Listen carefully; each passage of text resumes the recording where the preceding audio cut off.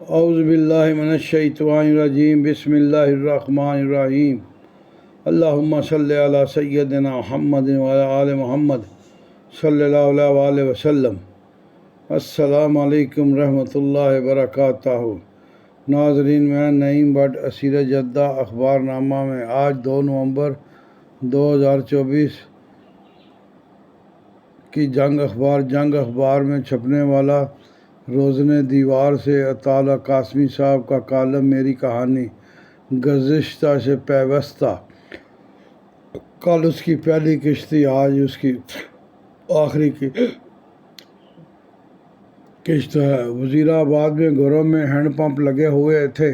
یہاں کا پانی گرمیوں میں ٹھنڈا یخ اور سردیوں میں کوسا ہوتا تھا، چنانچہ گرمیوں میں نہاتے ہوئے جسم پر کپ کپی طاری ہو جاتی تھی اور سردیوں میں ٹکور کا احساس ہوتا تھا۔ اس زمانے میں ابھی بجلی نہیں آئی تھی، چنانچہ کسی گھر میں بھی ریفریجریٹر، ایئر کنڈیشن یا اس طرح کی دوسری چیزیں موجود نہیں تھیں۔ ابھی television, microwaves oven, computers اور عہد حاضر کی بہت سی چیزیں ایجاد نہیں ہوئی تھیں، چنانچہ گھر ان سے بھی خالی تھے۔ شام ہوتے ہی گھروں میں لالٹینیں جل اٹھتی۔ کسی کو دوسرے کمرے میں جانا ہوتا تو وہ لالٹین ہاتھوں میں پکڑے اس کی مدھم روشنی میں اپنا سفر طے کرتا۔ اس کی واپسی تک باقی اہل خانہ اندھیرے میں بیٹھے رہتے۔ گھر کا کوئی شرارتی فرد خوفناک آواز نکال کر سب کو ڈرانے کی کوشش کرتا اور اصلیت ظاہر ہونے پر گھر میں کہے گونجنے لگتے۔ کمرے کی چھتوں پر جہازی سائز کے کپڑے کے پنکھے لٹکے ہوتے تھے۔ گرمیوں کی دوپہر کو کوئی ایک فرد ایک کونے میں بیٹھ کر اس پنکھے کی رسی کو کھینچتا رہتا، جس سے ہوا سارے کمرے میں پھیل جاتی اور یوں پنکھا کھینچتے وہ بھی دوسرے افراد خانہ کے ساتھ وہیں بیٹھے سو جاتا۔ اس دور کے امیر آدمی کی ایک نشانی یہ ہوتی تھی کہ وہ سواریوں والے تانگے کی بجائے سالم تانگے میں بیٹھتا تھا۔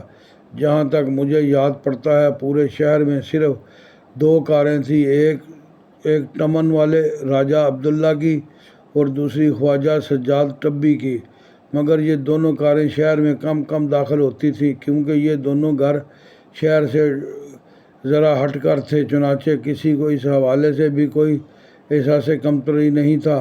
ان 2 متمول گھرانوں کے علاوہ کچھ اور گھرانے بھی خوشحال سمجھے جاتے تھے۔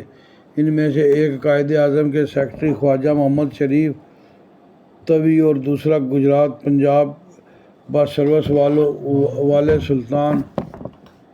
سلطان میر کا گھرانہ تھا۔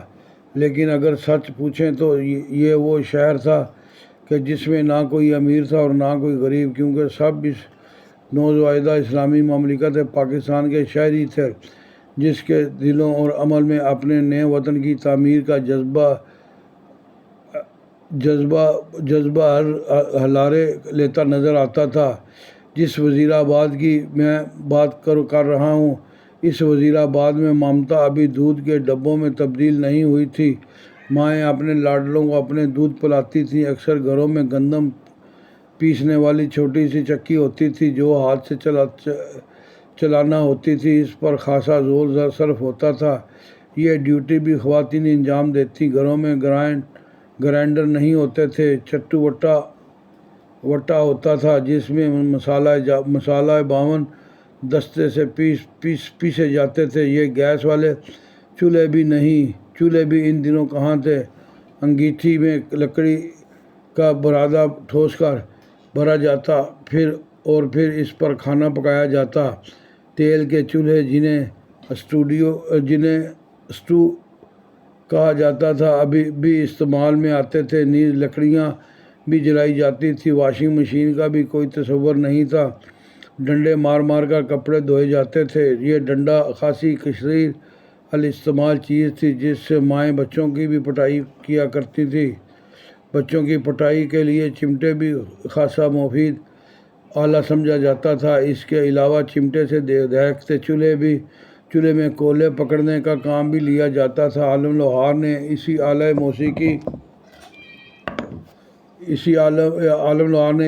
موسیقی میں بدل دیا چولہے کے ساتھ ایک اور ضروری آئٹم پھونکنی بھی تھی۔ جب آگ بجھنے لگتی تو پھونکنی کے ایک سرے پر منہ رکھ کر زور سے پھونک ماری جاتی۔ پھونک مارنے والے کی آنکھوں سے آنسو بہنے لگتے، کیونکہ گیلی لکڑیوں کا دھواں سیدھا اس کی آنکھوں کو پڑتا۔ فریج کی جگہ گھروں میں چکو ہوتا تھا، لوہے کا بنا ہوا۔ یہ بڑا سا ہوادار پیالہ کسی اونچی جگہ پر لٹکا دیا جاتا تاکہ اس میں دھری ہوئی چیز تازہ رہے۔ اس کے علاوہ سین میں ڈولی بھی ہوتی تھی، اسے آپ چھوٹی سی الماری کہہ لیں، جس میں ہوا کے لیے جالیاں لگائی جاتی تھیں۔ اس میں سبزی وغیرہ رکھی جاتی تھی۔ اس وقت تک ٹیپ ریکارڈ اور ڈیک وغیرہ بھی ایجاد نہیں ہوئے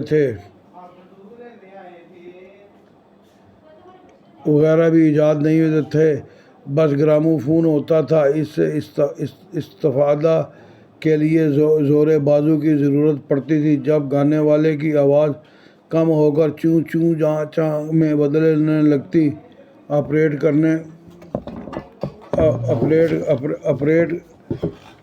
کرنے والے کو پوری قوت سے اس کا ہینڈل گھمانا پڑتا، یوں گانے والے سے زیادہ آپریٹ کرنے والے کا زور لگتا تھا۔ مجھے یاد پڑتا ہے کہ ہم بچے اسکول سے دوپہر کو آتے اور کھانا کھا کر سو جاتے، اس کے بعد کچھ دیر اسکول کا کام کرتے، پھر کھیلنے کے لیے نکل جاتے۔ والدہ اور بہنیں اسی دوران گھر کا کام کاج نپٹاتیں اور یہ سب کچھ ہنستے کھیلتے ہوتا۔ سردیوں کی راتیں بہت مزے کی ہوتی تھی۔ رات کو ہم سب اہل خانہ ہال کمرے میں جمع ہو جاتے۔ ان دنوں سردی بہت زیادہ پڑتی تھی۔ ہم امرتسر سے تازہ کشمیری کلچر ساتھ لائے تھے، چنانچہ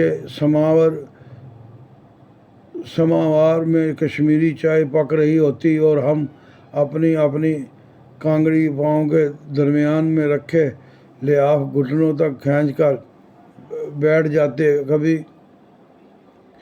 کبھی کسی کی بے احتیاطی سے کانگڑی میں سے دیکھتے ہوئے شعلے کے باہر گرنے کا یا کانگڑی اور لحاف کے درمیان فاصلہ کم ہونے کی وجہ سے آگ بھی لگ جاتی، لیکن اسے پارٹ آف دی گیم سمجھا جاتا۔ کشمیری نمکین چائے کے ساتھ کھنڈ کلچے کھاتے ہوئے کسی کی نکلیں اتاری جاتی، کسی لطیفے پر کہے لگائے جاتے۔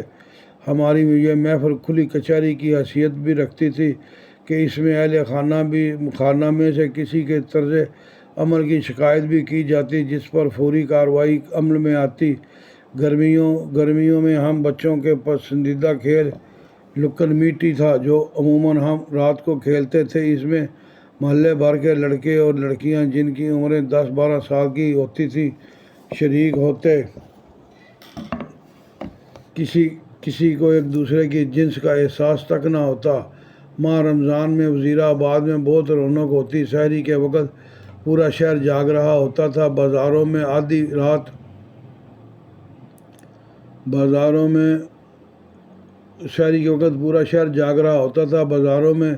آدھی رات پر بھی دن کا گمان گزرتا تھا۔ پورے شہر میں کوئی گھر ایسا نہیں تھا جس میں کوئی روزہ دار نہ ہو۔ دن کے اوقات میں معمول کا کاروبار جاری رہتا، چائے اور کھانے پینے کی دکانیں بھی کھلی ہوتی، بس آگے پردہ ڈال دیا جاتا۔ روزہ دار ان ریستورانوں کے قریب سے پوری سہولت سے گزرتے تھے اور کسی کا روزہ خراب نہیں ہوتا تھا۔ افطاری کا وقت اعلان شہر کی مسجدوں میں رکھی نوبت بجانے سے کیا جاتا۔ مسجد میں روزہ افطار کرنے والوں اور نمازیوں سے بھری ہوتی۔ لوگ ڈھیروں کے حساب سے اشیاء خورد و نوش مسجدوں میں بیچتے تھے، جس سے محلے کے تمام غیر روزہ دار بچے پوری خشوع و خصوص سے مستفید ہوتے تھے۔ جاری ہے۔